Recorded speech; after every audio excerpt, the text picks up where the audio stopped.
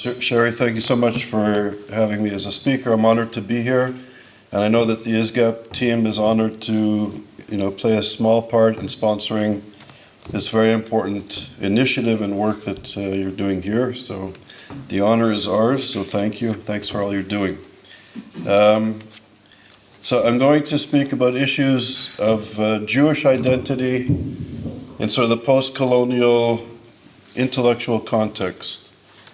And I want to start, first of all, I want to say hello to my friend Danny Ashkenazi.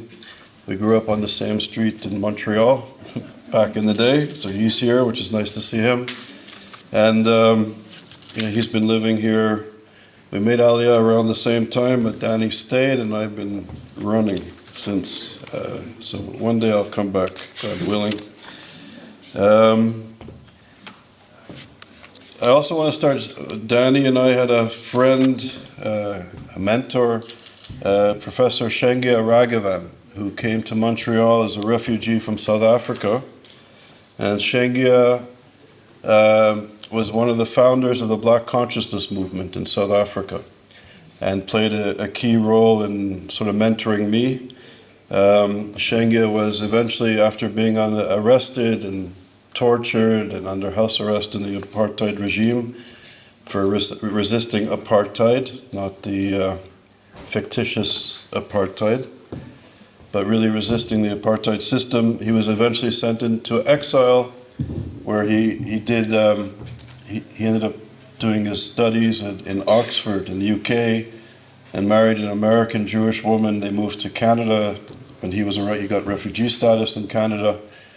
And we met. I was active in human rights, including Indigenous issues, and I met him through that. And then through him, became involved in the anti-apartheid movement. And I with his mentorship, became the chairperson of the African National Congress Solidarity Committee, and learned so much about Indigenous issues and fighting racism and structures of racism, global structures of racism, with him, through him.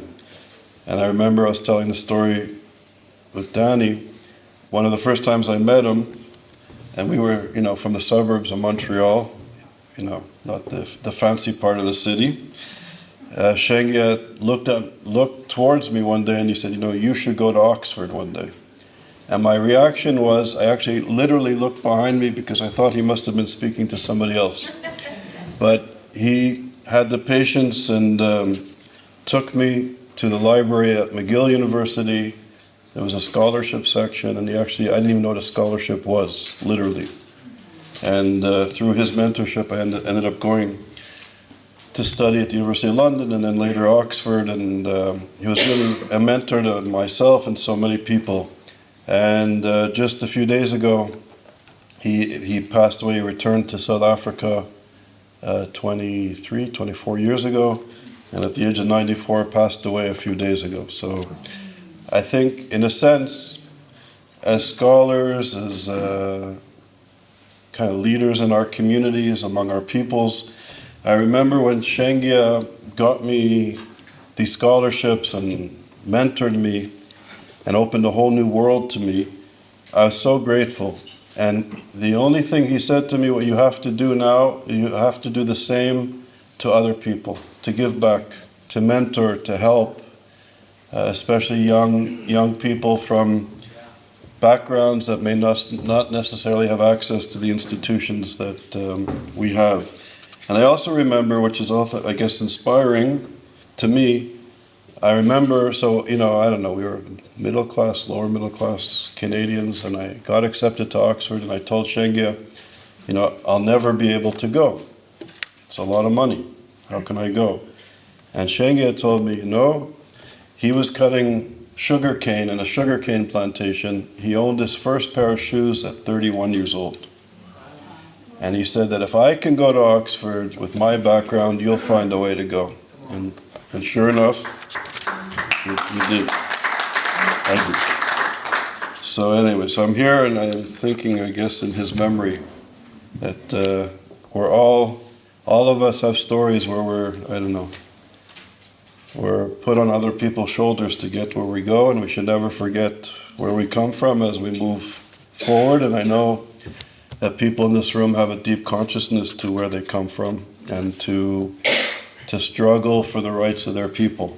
And I think the struggle for the rights of Indigenous peoples really needs to be, in this sort of age of globalization and neoliberalism, really needs to be at the forefront of people who truly care about human rights and human dignity. So in light of all this, I'm really honored, deeply honored to be here for Sherry and your organization, and for people like Shengia and others who have influenced me, and I'm sure many of you have influenced by your mentors. And it's appropriate in terms of what Shengia represented, not only as a mentor, but he was actually one of the founders of the Black Consciousness movement in South Africa. He conscientized, using the language of the struggle, Stephen Biko, who became the leader of the Black Consciousness movement. And in a sense, the Black Consciousness movement, I think, apropos of what we are struggling with now among our peoples in 2025, is really appropriate. Because what the Black Consciousness movement did was rejected the racist categories that were placed on the peoples of Southern Africa. And in a sense, the apartheid colonial racist system defined people as white and as black. And white was, as we know, was superior, and black was perceived as inferior. And this notion of inferiority and superiority really cut to the very core of Western civilization, in our theology, and even in our language, in our perceptions of people. It cut deep. And what the Black Consciousness movement did was reject these categories. Because once you define somebody as black, inferior, you devoid all of their culture. You take everything that has meaning away from them. They're no longer Xhosa, they're no longer Zulu, they no longer have a cosmology, they no longer have a religious world or universal view. They're black and they're inferior. You take all the substance out of their identities. So what Stephen Biko and Shengia Raghavan and the Black Consciousness movement did was reject the racialized categories of this reality and turned back to their cosmology, their connection to their land, their ethics, their values. And they taught their people to take pride in the incredible cultures and wisdom that existed for thousands of years, and reconnected young people to their cultural identities and their wisdom and their teachings, and set aside the European categories that took away all of their meaning. And what we're doing actually at ISGAP, at the Institute for the Study of Global Anti-Semitism and Policy, one of our projects, we have about 83 research fellows from around the world, and we do programming. We train professors at Oxford and in the UK, and we have a small research center at Cambridge University, at the Wolf Institute, and at St. Edmund's College. We have various programs, and I'll talk about another major research project we're doing. But one of the projects we're doing, apropos of Professor Raghavan and the Black Consciousness movement, is we have a program called Jewish Consciousness that takes instruction from the South African experience and takes the amazing wisdom and ethics and morality and teachings of Judaism and teaches it to young people. Because if you think about it, the enemies of Israel, the enemies of the Jewish people, the enemies of indigenous cultures around the world, once again are defining my people. So just stop for a second. The irrationality of anti-Semitism, of racism, the irrationality of European anti-Semitism, and we have to remember that anti-Semitism is a European notion. Yes, there's Jew hatred around the world. Yes, there's been instances of discrimination against Jewish people in the Islamic world and the Islamic teachings, one could argue. But anti-Semitism is a notion, as Robert Wistrich and other writers on anti-Semitism really trace it to Europe. And there's different phases of anti-Semitism, and I'll speak about it in a moment. But the Nazis, importantly, come out of the most sophisticated, high caliber, top cultural nation in the world, Germany, the most advanced, we were taught, and we're still taught. And the best professors at the best universities, the best professors of biology, the best professors of eugenics and theology, taught in their classes in Germany and then later in other parts of Europe that the Jews were the wrong race. The Semitic people were poisoning the purity of the white Aryan nation and race. And through the protocols of the Elders of Zion and the teaching of racial ideologies from philosophy, von Herder, one of the most important thinkers, intellectuals when it comes to the notion of multiculturalism, born in Canada, Charles Taylor, uses the philosophy of von Herder. And von Herder taught that race was something that was innate, that it cuts to the core. You can learn many languages, you can master classical music, you can master the New Testament and culture and philosophy, but your racialized identities were at the very core of your being. You can't convert your race, they were innate. This is the teachings of the best philosophers in Europe, the best theologians in Europe. So the Jews were defined as not white and poisoning the purity of the white Aryan race. And this insanity, this immorality, leads to the Holocaust. Because to save the white Aryan nation and race, you had to eliminate those of us that were poisoning the purity. And this racist anti-Semitism leads to the systematic removal of the Jewish people from society and their extermination. Fast forward less than 2 generations, and the great intellectuals, philosophers, professors of religion, of the social sciences and the Middle East studies are now teaching that Jews are white. Wonderful. And you would think, if we're white, that maybe these ethical masters of knowledge would say, we're so sorry for our mistakes, so very sorry for what happened with the Shoah and the Holocaust, but now, welcome to the club. You're also white. But no. In less than 2 generations, the greatest minds in Oxbridge, in the Ivy Leagues, at the Sorbonne, in the best theological centers, progressive theological centers around the world, the Jews have become white, and we've embodied white supremacy, colonialism, apartheid, occupation, and genocide. Pretty good. But this points to the irrationality, the immorality that cuts to the very core of Western education in 2025.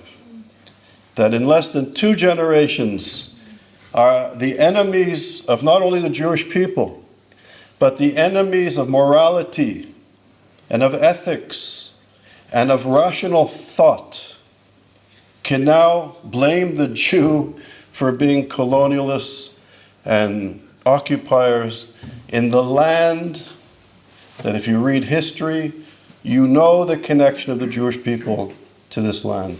If you read the New Testament, you know the connection to this land. It's profound if you're Christian. After all, the notion of Jesus was a Jewish man, from here. And if you read the Quran, 47 times the Quran refers to the children of Israel. And yet, the Judith Butlers, the Edward Saids, the progressive intellectuals, the liberation theologists, they have a new reality.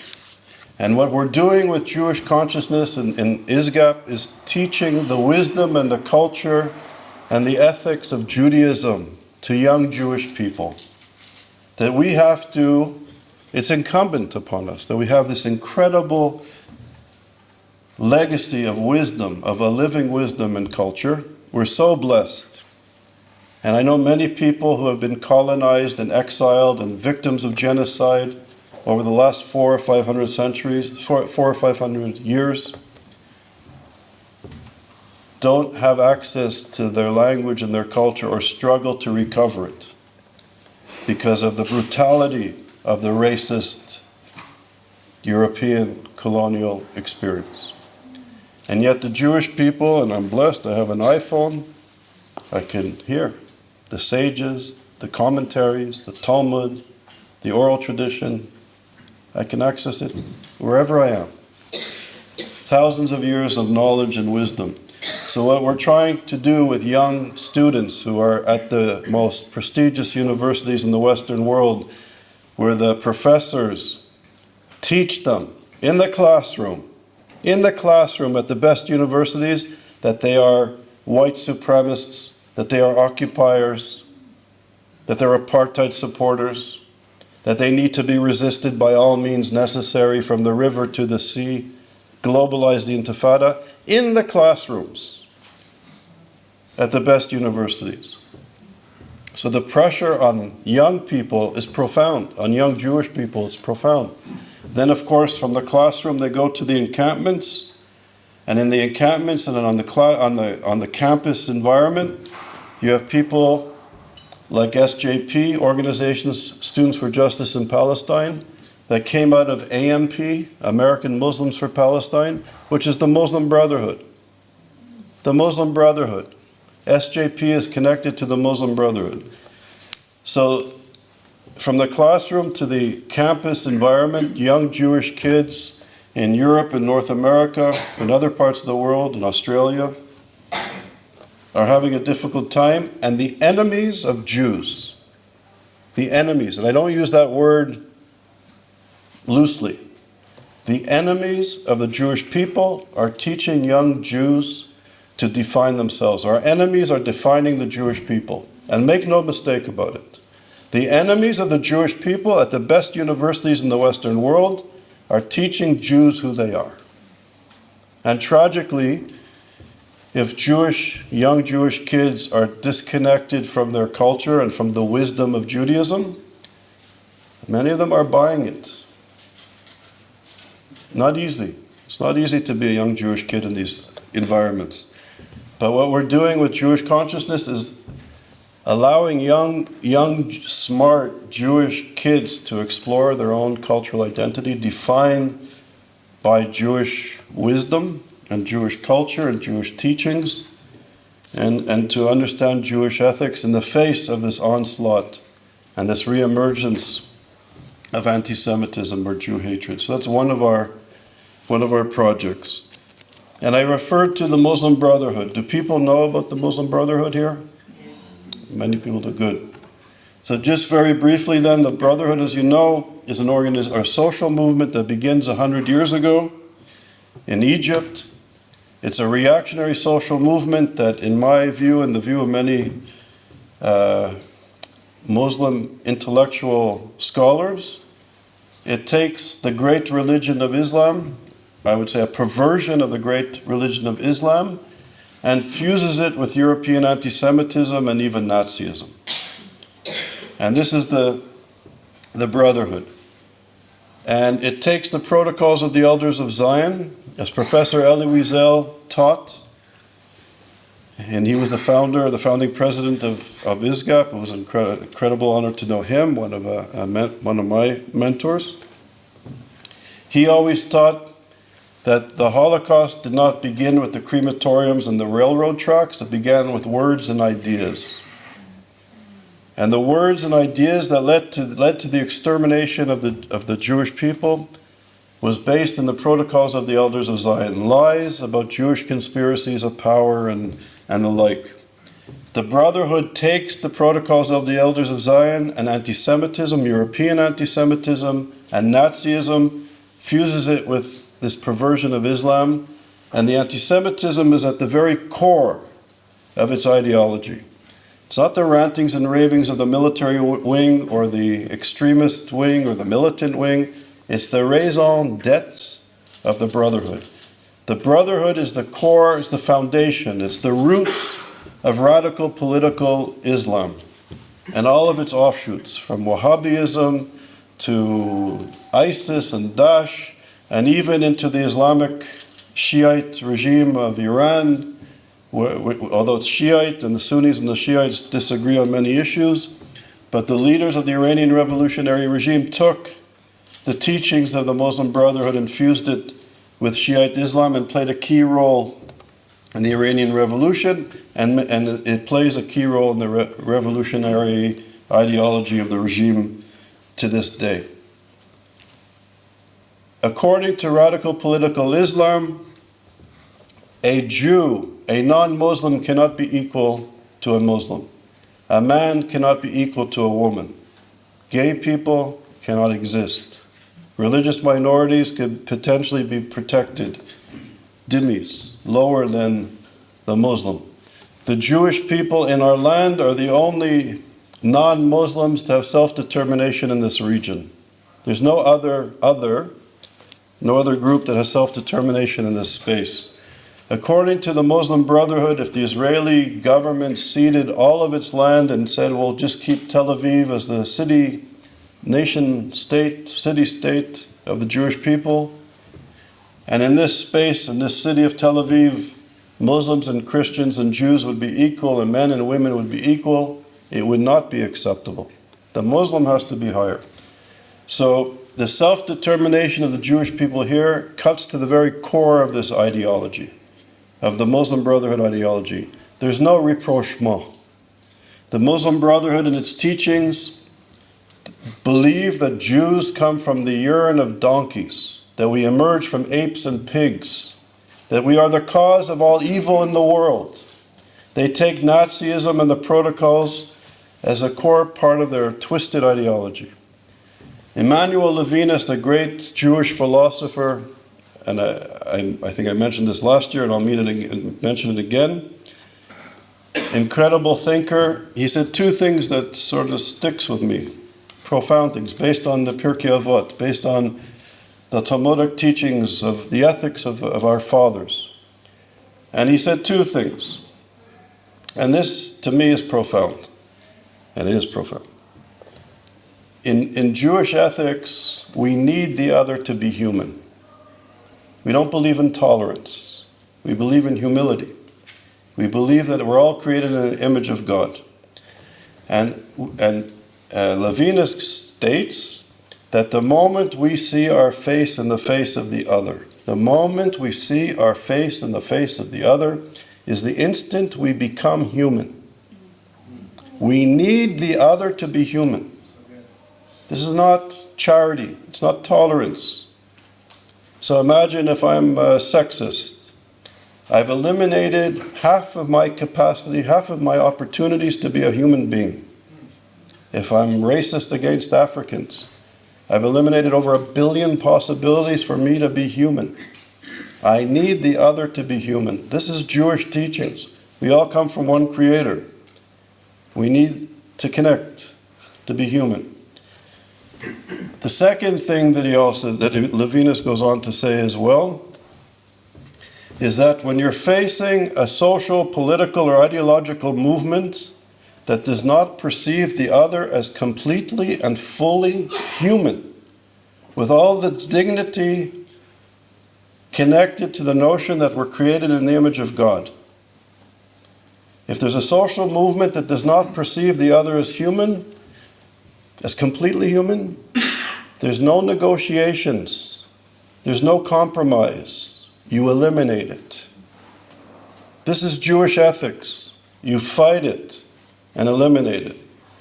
So on the one hand, profound recognition, and on the other hand, you fight to defend the notion of human dignity, that we're all created from the same source. Profound. So when it comes to the Muslim Brotherhood, Yosef Kawadawi, the spiritual head of the Muslim Brotherhood, preached his entire life that the true believer the true Muslim, is obligated to complete the work of Hitler.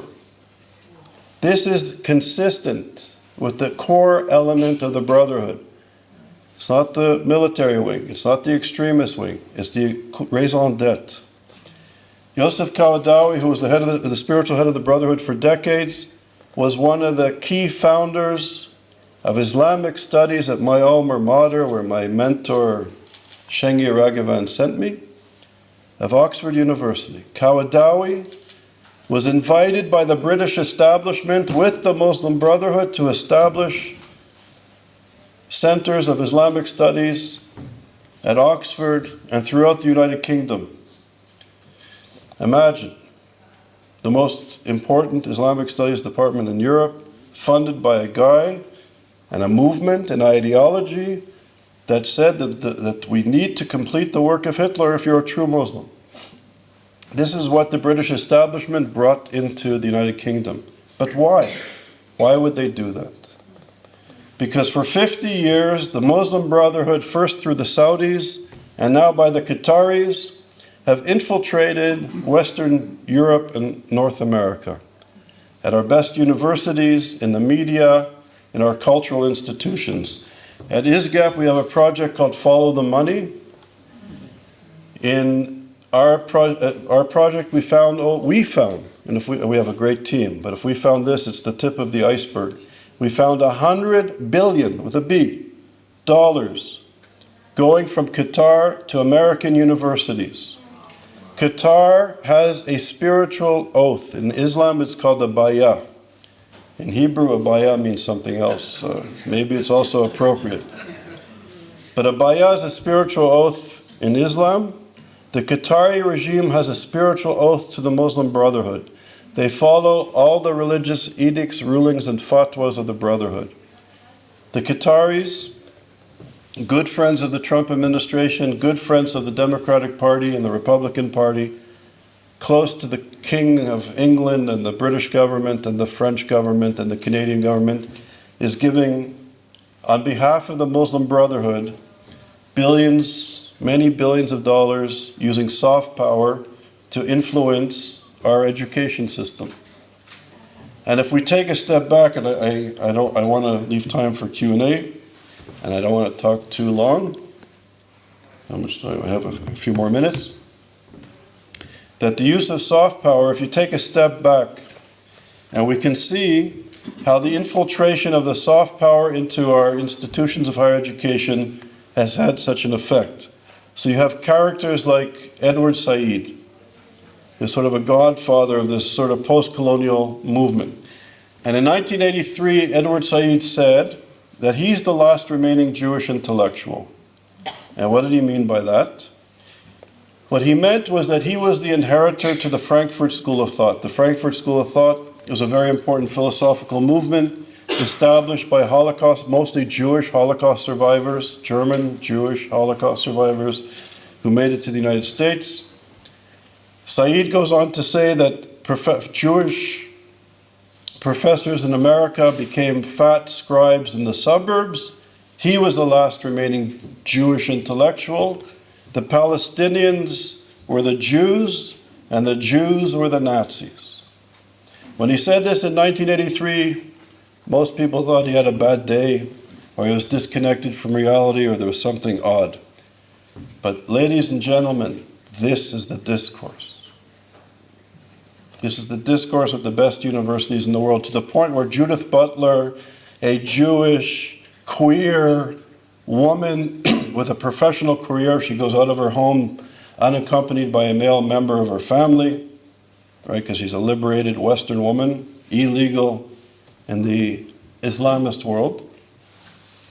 She, to this day, after October the 7th, reconfirms her notion, her belief that Hamas and Hezbollah, offshoots of the Brotherhood, Hamas is the Palestinian chapter of the Muslim Brotherhood, need to be understood and perceived as part of the progressive global left. Butler is a very important figure, an intellectual figure. But this is the zeitgeist of much of the discourse at our best universities. So and I was at a teach-in 2 weeks after, less than 2 weeks, 10 days after October the 7th, 2023, at Columbia University, where professors of gender studies, of social theory, of philosophy, of sociology, these professors with their PhD students had a teach-in on the resistance to the occupation. And it was a day I'll never forget, as long as I live. You had masters of the literature. You had some of the best professors in the world, at one of the best universities in the world, and their students, using the most sophisticated philosophical language of our time. Masters of the literature. And they were arguing, basically, that the violence in Israel, the violence in the region will only stop when the occupation ends. And that we had professors of gender studies justifying the brutal mutilation of men and women, sexual mutilation of men and women here because they were occupiers. And that resistance by all means was justified, including the torture. These are Western professors at New York City, Columbia University. And this is at the most sophisticated level, arguing for the violent destruction of the state of Israel. And they went on to say that anybody who supports the occupation needs to be resisted by all means, i.e. violence. In other words, professors and doctoral students at Columbia were calling for violence and the murder of their fellow colleagues, professors, students, and staff members who believe in the self-determination of the Jewish people in our land. Less than 2 generations after the great intellectuals justified the racial purity of the white Aryan people and the demise of the Jewish people to save the racial purity, the intellectual clowns were once again at it. They're at it. Funded by the Muslim Brotherhood. And the Qataris and the Muslim Brotherhood knows that if you fund higher education, and now they're starting to fund K through 12 education, and the media, you influence society. It takes time, but you can see. From the classroom to the encampment to the streets. And perhaps in a few hours we'll know if one of these SJP organizers, a young man who created SJP at Bowdoin College, a nice liberal arts college, whose father is a professor at Columbia University, whose father also in this sort of red-green alliance, we have this sort of the extreme left and the extreme Islamists working together to destroy Western hegemony and Christianity and Judaism. His father brought into Columbia by Said, who argued that what I'd call a suicide bomber is actually a warrior and needs to be treated as a soldier of war. As Professor Mamdani, his son, who established SJP at Bowdoin College, and I told you earlier, SJP comes out of AMP, which is the Muslim Brotherhood. But we're ignorant in the West, and we don't understand what the Muslim Brotherhood is, and we don't understand the Red-Green Alliance. This young, charming, articulate, smart, charismatic kid that started SJP at Bowdoin College, perhaps at the end of the day today, will be the mayor of New York. The mayor of New York. And you talk about the perception of Jewish power. New York was a Jewish city. And if you pierce this image of Jewish power, the repercussions, in my humble opinion, will be significant. And I assure you, what the Brotherhood does, they're masters at strategy. The Muslim Brotherhood speaks our languages, they know our culture, they know our political culture, They know our history. They go to our best universities. They're masters. And we in the West have no clue. We don't speak Arabic. We don't study the Islamic teachings. And liberal intellectuals in the West think that if we're nice, they'll change. But they have a strategic goal, and their goal is to destroy democracy, to murder Jewish people, and to really create a global caliphate. This is their goal. So we need to understand the minds of our enemy. And in their strategy, they know when to take a step back, and they know when to take 2 steps forward. And I think if Mamdani wins today, I believe that the infrastructure, the Muslim Brotherhood infrastructure in the United States will become much more aggressive. And as Elie Wiesel also said, anti-Semitism is not a Jewish problem. It's not an Israeli problem, although at some level it is. But what Elie Wiesel always taught is that anti-Semitism begins with the Jews, but it never ends with the Jews. That once this form of hatred is unleashed, it knows no bounds. And this is the challenge of our day. So I'll stop here. On our websites, we have all of our reports. We've come out with 16 reports since October 2023, dealing with these issues. So you're very welcome to that, and I'd be happy to speak afterwards. But we have, I think, about 10 more minutes for Q&A, so I'd like to open it up a bit. Thank you.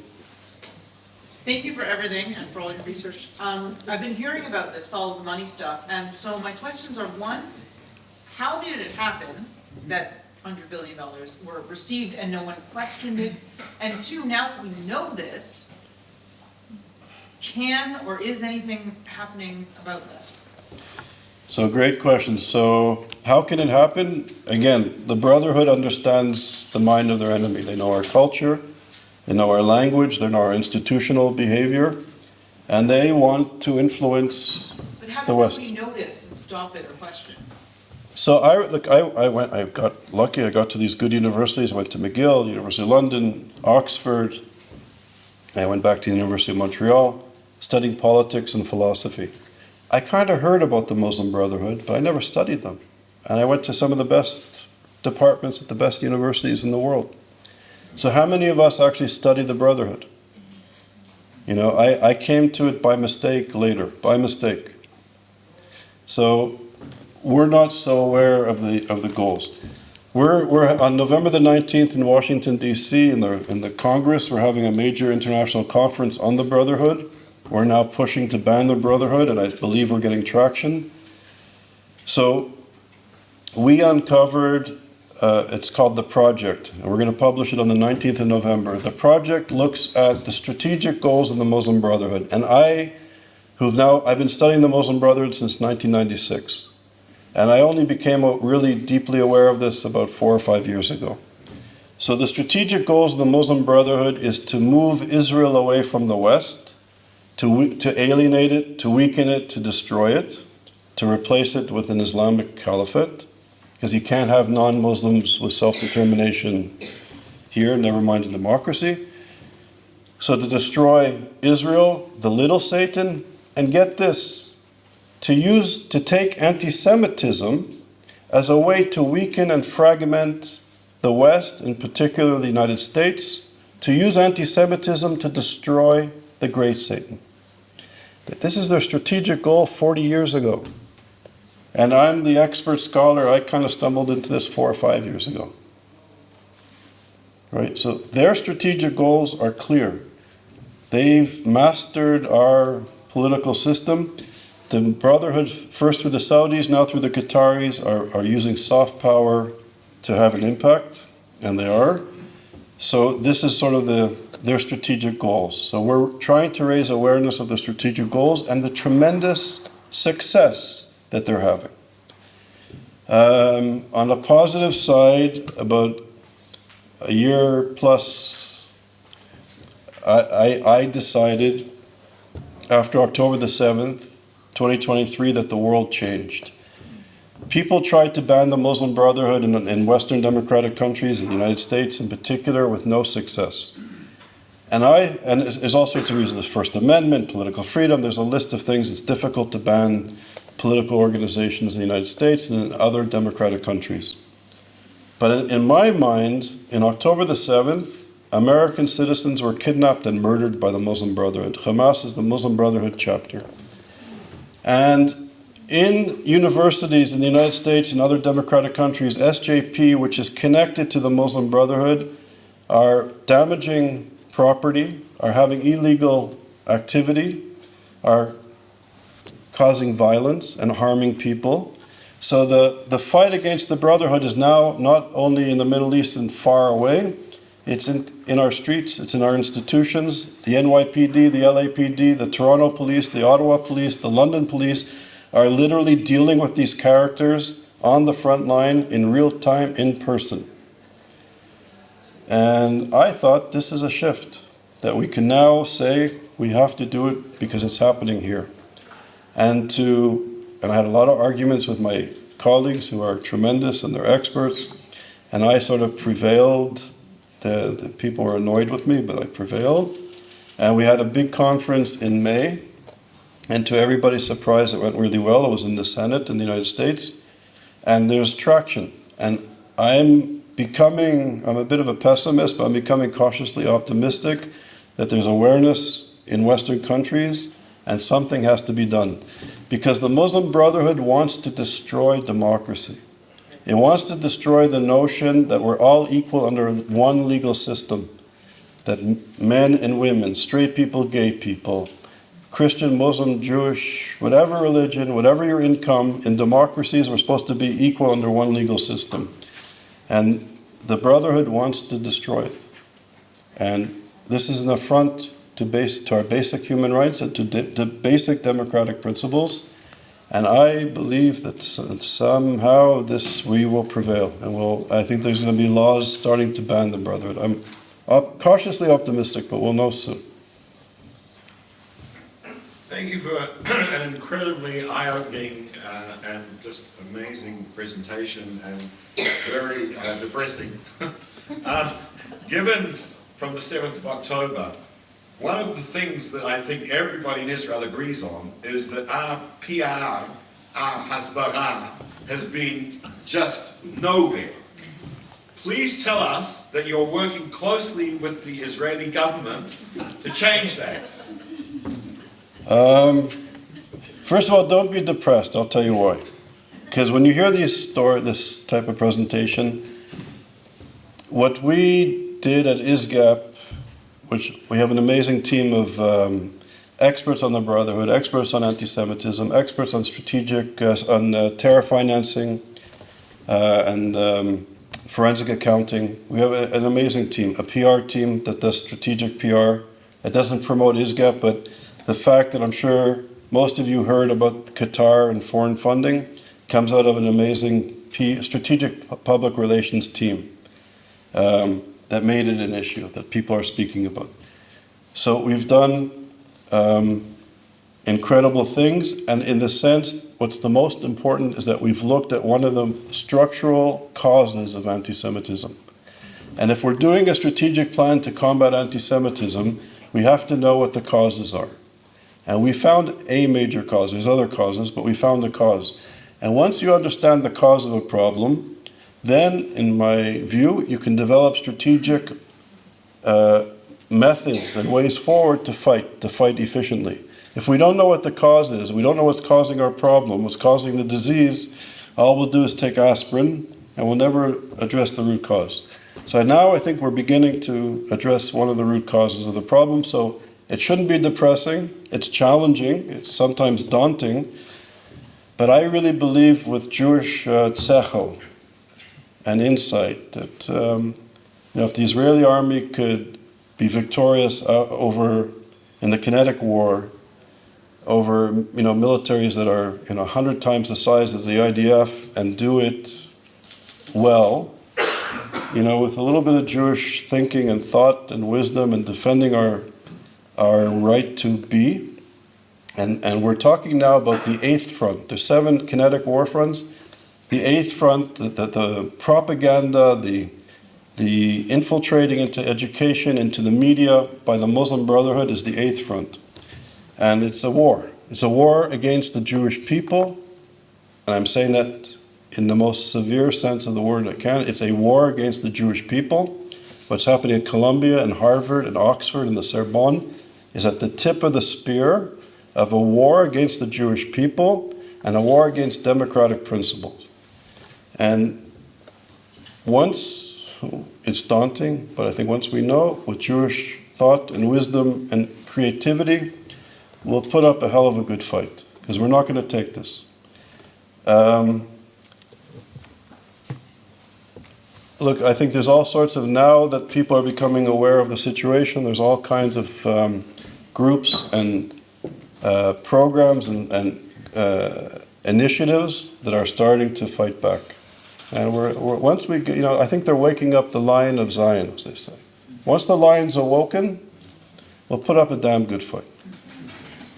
One more question. Okay.